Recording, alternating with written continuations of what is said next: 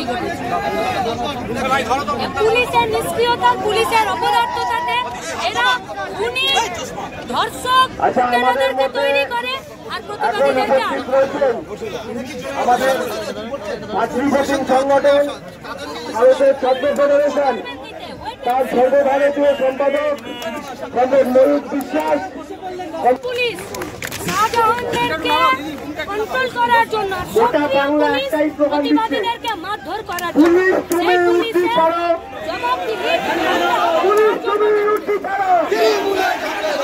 এরা গুন্ডা দেখলে টেবিলের তলায় লুকায়।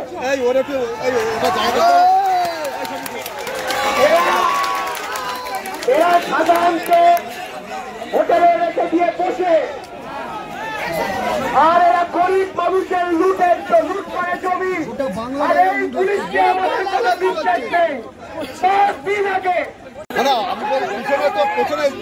পেছনে জায়গা আছে, শুনুন শুনুন, পেছনে জায়গা আছে, একটু পেছান না, একটু পেছান না, পেছনে জায়গা আছে, একটু পেছান না, একটু পেছান না। আপনি আপনার অফিসারকে বলুন, আপনার এইটা দেখাতে বলুন।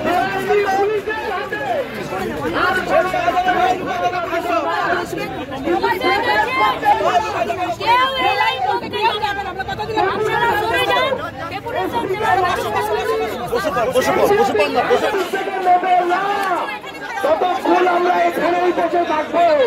তাই কমরেড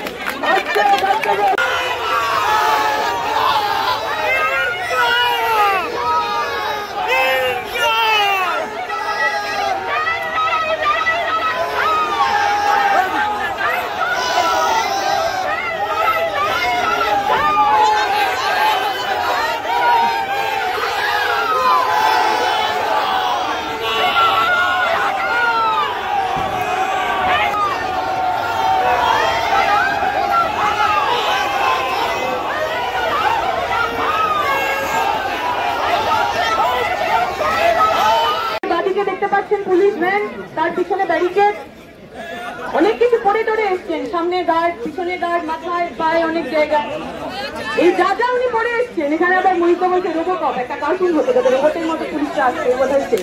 যাই হোক, এই যা যা উনি পরেছেন, ওনার মাথার টুপি থেকে ওনার পায়ের জুতো পর্যন্ত কার পয়সা টাকা ওনার বেতন হয়, টাকা ওনার ছেলে মেয়েরা স্কুলে পড়তে যায়। আর উনি যে কার পা পাচ্ছেন, কার ভয়ে টেবিলের তলায় লুকিয়ে থাকেন। শাহজাহানকে কে রেড কার্পেট দিতে দিয়েছিল? আসুন আসুন আসুন, আমাদের এখানে আসুন। গ্রেপ্তার হতে আসছে, মানে শ্বশুর বাড়ি যাচ্ছে।